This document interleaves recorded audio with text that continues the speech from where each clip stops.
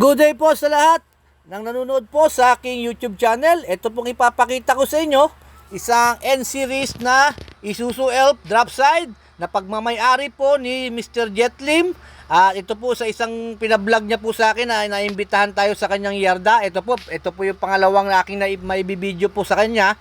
And then mayroon pa po siyang ibang pinabideo sa akin, pero ito lang po muna, susunod na naman po yung iba. Ito po, 6 stud po ito. 6 stud.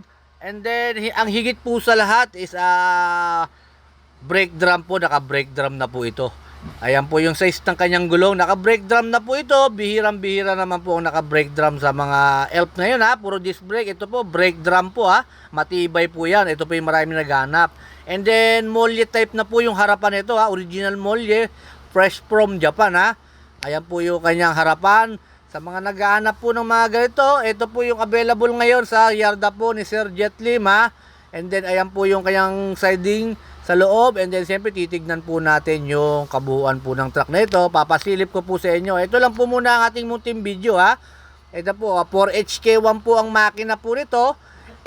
At ang haba po nito is 14 feet. And then harap molye, likod po molye ha. N-Series po ang tawag po dito ha. Manual transmission. Yung dashboard po, ito po na bagong convert po yung manibela na ito. Okay na po. So far so good. Yung dashboard po nito, kompleto, maganda na po yung dashboard niya. And then with handbrake na po ito. And then syempre, manual transmission, 6 speed po ito. Ayan, 6 speed po. And then sa mga lalo na po sa mga taga Batangas, ito na po ha. And then salamat po kay Mr. Jetlim at naimbitahan po niya tayo sa kanyang yarda ha, na mai-vlog po ha. Pinaimbitahan po tayo mag-vlog sa yarda po ni Sir Jetlim. Ito po yung kanyang siding niya. Kung gusto niyo naman, kung nabili niyo na to, as is niyo mamabili ito, and then tawag na lang po kayo kay Sir Jetlim ha. Iiwan ko po yung contact number ni Sir Jetlim diyan sa loob sa aking screen. And then tawag na po kayo sa kanya kung sakaling magkasundo po kayo sa presyo ha. Tayo po yung naimbitahan lang po rito ni Sir Jetlim sa kanyang yarda para po ma-vlog po yung kanyang drop side ha. And then kahapon sana iba-vlog ko na sana kahapon to, kaso nga lang meron tayong 12-wheeler na natulungan na ipakita ko sa inyo. Ayan po, steel flooring na po siya ha. Bakal na po yung kanyang flooring ha.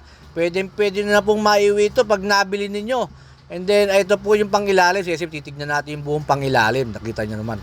Pag si Subic Truck TV pupunta sa mga yarda, mga sariwa po ang pinupuntahan ha. Hindi ko ilalagay ang pera ninyo sa alanganin ha.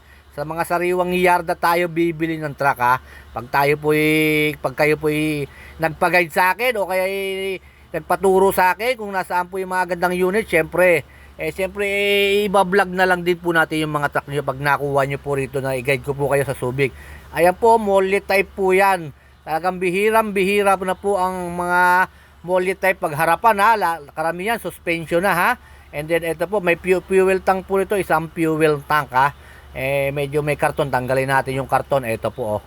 And then shout out po, magpa-shout out po muna tayo. Ilan lang muna i-shout out natin. Hindi ko na i-screenshot yung mga ibang nagpapa-shout out ha. Susunod pag nagpa-shout out kayo, nag-message sa akin, i-screenshot ko na ha. Ayan po, at inuulit ko po ha, Isuzu Elf N-Series 4HK1 po ang makina, 14 feet, harap molye, likod is molye, steel flooring po yung drop side body niya ha. Ayan po, maraming salamat po Sir Jetlim ng pag-imbita po sa akin na mai-vlog ko po ang inyong unit dito po. And then maraming salamat po, shout out na po tayo. Francisco Marlu, Ivan Lloyds, Saspa Bravo, and then Richard Duero. Shout out sa inyo mga sir.